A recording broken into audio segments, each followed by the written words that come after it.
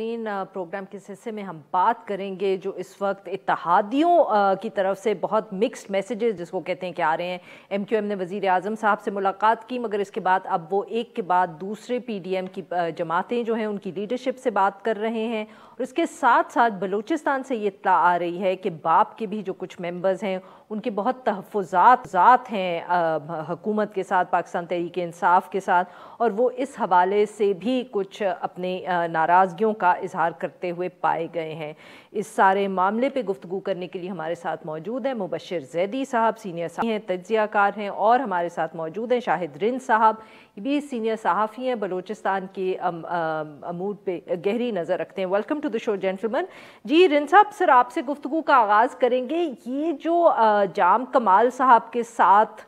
पांच लोग सामने आए हैं, इनको अब हम देखें सर कि ये भी जैसे इस वक्त बाकी सब इत्तेहादी हैं, नाराज़ हैं, या कोई देख रहे हैं कि किस तरह सूरत डेवलप हो रही है, इनको भी इसी तरह देखा जाए, या ये जो बाप के अंदर एक अंदरूनी कॉन्फ्लिक्ट भी चलता रहा है जिसकी वजह से एक दफ़े पहले भी प्रोविंशियल हुकूमत जो है वो टूट चुकी है, तो क्या ये उसकी एक कड़ी है? नहीं, ये बाप के अंदर के कॉन्फ्लिक्ट की कड़ी नहीं है। गो के बाप में अंदर कॉन्फ्लिक्ट मौजूद है, लेकिन दो चीजों को समझना होगा अरफा। बाप में एक पार्लिमानी ग्रुप है सूबाई असेंबली का, और एक पार्लिमानी ग्रुप है नेशनल असेंबली का। नेशनल असेंबली का 5 रुकनी जो पार्लिमानी ग्रुप है उससे खालिद मक्सी साहब हेड करते हैं,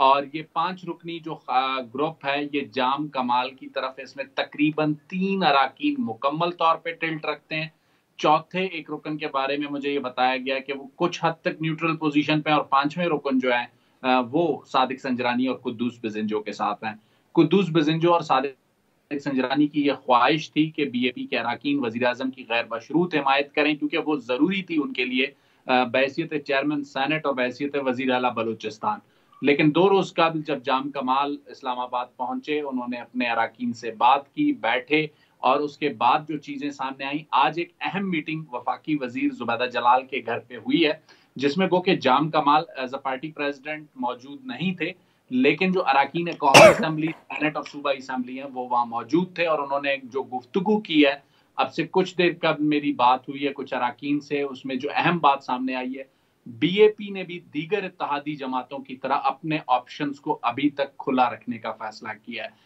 गो के सादिक संजरानी और कुद्दूस बिजिंजो की ये ख्वाहिश थी कि और ये जो आप ऑप्शंस की बात करें, ये ऑप्शन सिर्फ वोट ऑफ नो कॉन्फिडेंस के हवाले से है?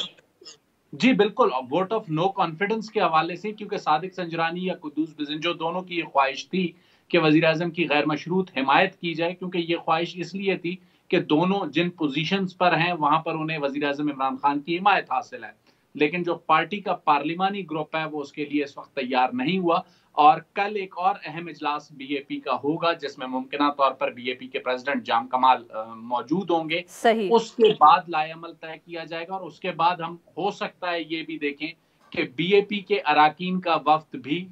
अपोजिशन से उसी तरह मुलाकातें कर रहा होगा जैसे जमीयत उलमा इस्लाम या मुस्लिम लीग काफ या फिर एमक्यूएम की मुलाकातें हो रही बिल्कुल हैं। जैसे बाकी इत्तेहादी कर रहे हैं। मुबश्शिर ज़ैदी साहब, सर ये बताएं कि एमक्यूएम की गुज़िश्ता रोज़ मुलाकात भी हुई वज़ीर आज़म साहब से, बट उसके बाद कोई चीज़ भी, जैसे पीएमएलक्यू है ना, अब उसी तरह की सिचुएशन है कि एमक्यूएम कोई बात कर नहीं रही कि उन्होंने कोई कमिटमेंट की है या नहीं की है, या कि उनको समझ भी आ रहा है कि इस वक्त मुल्क में क्या हो रहा है।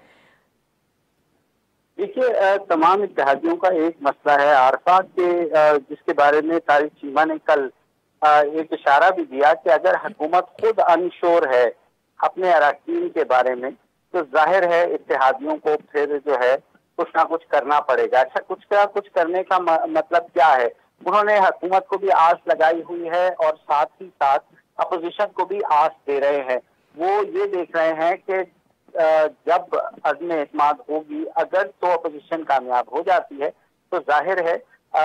उससे पहले ही वो ये फैसला कर लेंगे कि किसके साथ जाना है। चीजें कुछ ना कुछ सामने आ जाएंगी तब तक।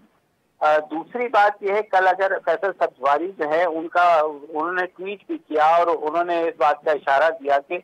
बहुत अरसे से हम पर मेजॉरिटी का दबाव है विद इन द पार्टी कि हम वफाकी हुकूमत का साथ छोड़ दें, और मगर ये है कि सिंध में जो सिंध की हुक्मरान जमात है वो भी हमसे बात नहीं कर रही। उनके ट्वीट के बाद देखा कि आज फिर उनकी मुलाकात हुई जरदारी साहब के साथ। तो जहां तक ये छोटे ग्रुप्स हैं, इनको पता है कि अगला जो सेटअप अगर आएगा, अभी नहीं आएगा, अगले साल भी आएगा, तो एक फ्रैक्चर मैंडेट होगा। तो उन्हें ये लगता है कि उनकी इम्पोर्टेंस उस वक्त भी जरूरी होगी, तो ना वो इस वक्त। तो मुबश्शिर साहब, क्या आप ये कह रहे हैं कि इस वक्त जो सारे इत्तेहादी हैं वो सिर्फ ये नहीं देख रहे कि अब अगले आने वाले दिनों में क्या हो रहा है, वो ये देखने की कोशिश करें कि अगला इलेक्शन के बाद कौन सी पार्टीज या जमातें जो है वो पावर में आएंगी? बिल्कुल, मैं यही कह रहा हूँ, क्योंकि देखिए MQM का जो इन्फ्लुएंस है सिंध में वो बहुत लिमिटेड हो गया है, कराची तक महदूद हो गया है, हैदराबाद में कुछ जरूर है, उनका जोनल ऑफिस भी खुल गया है, मगर सर वो जोनल ऑफिस खोला किसने है? जी वो वजीर आजम ने हिदायत दी थी, जाहिर है वहाँ पे रेंजर्स की तरफ से बंद था, तो वो वहीं से वजीर आजम साहब ने वहाँ पर पिछले 3 साल ये सर हिदायत नहीं दी, और रेंजर्स क्या वजीर आजम साहब की बात का इंतजार, हिदायत का इंतजार कर रहे थे? जी बस आपको पता है कि वजीर आजम साहब थोड़े परेशान तो हैं, तो इस वक्त तो अपोजिशन जो भी उनसे कंसेशन डिमांड करेगी उसको कम अज कम वो फौरी तौर पर उसको पूरा करने की कोशिश जरूर करेंगे। और MQM का माजी और हाल यही है कि वो और किसी भी छोटी इत्यादि जमात का मैं उन्हें ब्लेम नहीं करता हूँ कि इस मुश्किल वक्त में वो हुकूमत से जितनी कंसेशन ले सकते हैं वो लेंगे, और उसके बाद अगर वो ये देखेंगे कि हुकूमत के बंदे पूरे नहीं हो रहे, तो इवेंचुअली वो वोट जो है वो उन अपोजिशन जमातों के हक में डाल देंगे या वजीर आजम के खिलाफ डाल देंगे।